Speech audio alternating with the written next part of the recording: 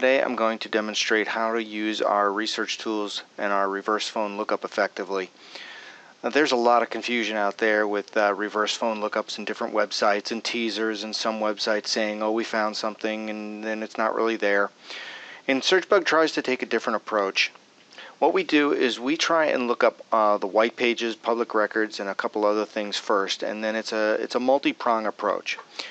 But a lot of numbers, there's no cell phone directory, so a lot of cell phone numbers and VoIP numbers are not going to find a name or a name and address from that phone number. We're pretty good with published numbers and unpublished numbers, and we have some private databases, and we aggregate a lot of information from all over the web. So we try and have the most robust reverse phone lookup we know of, but nobody can find everything. So that's why we use a multi-prong approach. I'm going to show you really quickly here. I've entered a Google Voice phone number right here to show you what it's going to do. And it's very difficult to get a name from a phone number that's a Google Voice number. A lot of times phone numbers will get into different public records. If you registered or used your phone number at a grocery store, for example, for a rewards card, that phone number might find its way into a database associated with your name somewhere.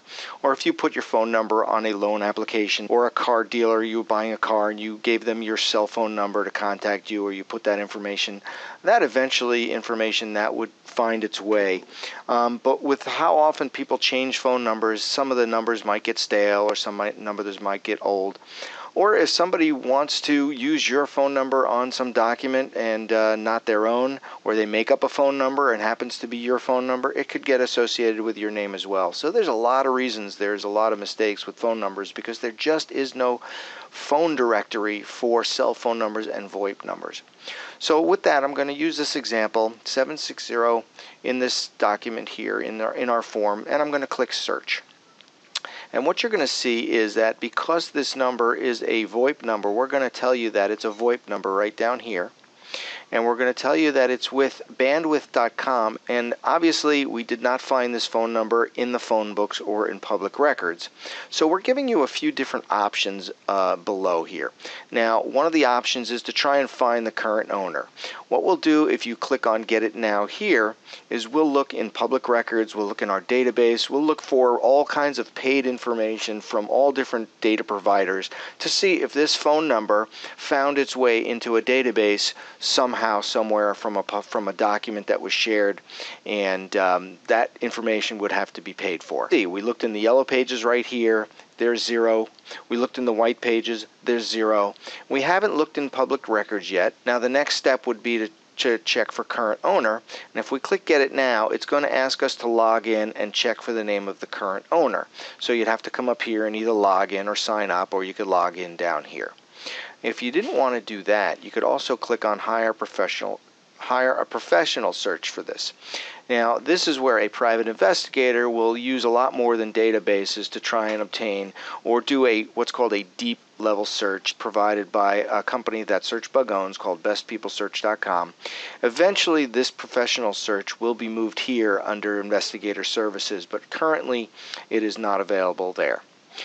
So those are the different options that we offer, and the reason for such is because not everything can be found in the yellow pages or the white pages or public records or the current owner.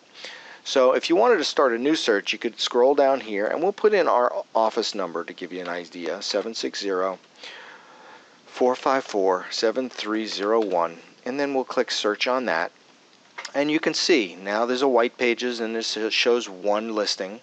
And it shows who we are and where we got it and what our category is, rather, and our location. And then you can look at the details for free if you wanted to click on there. So if there were a personal information, if the information came from white pages, the white pages would show, and it would show how many records were in white pages, or if it was in public records, and some of the information may be missing, there may be an opportunity to buy some information there in public records. Or if you wanted to and you weren't sure this was the actual owner of this phone number anymore, you could click get the current owner, and we would verify that using a real-time lookup into a database that would say verified for that owner. And you can click on sample report here, and you would see that it would say owner name verified if that information was verified. And we would also give you the actual the type of phone number that was, and the carrier if it was verified. So this information is good for if somebody moved their phone from AT&T to Sprint, for example, if it was a cell phone and we actually had the information, or if it just said cell phone down here but we couldn't find the name and you wanted to make sure that the carrier was the right carrier, you could have an opportunity to look for that here. So we offer a lot of different services, and you can play with this tool. You can put in all kinds of different numbers and see what the different options are. And you can try the investigator service as well if you think that the number is difficult to find and you really need the information. Investigators can find amazing things. They have a pretty good, I would say, over a 70-80% success rate for the difficult stuff. And when you need a professional, try it out. Thanks for watching.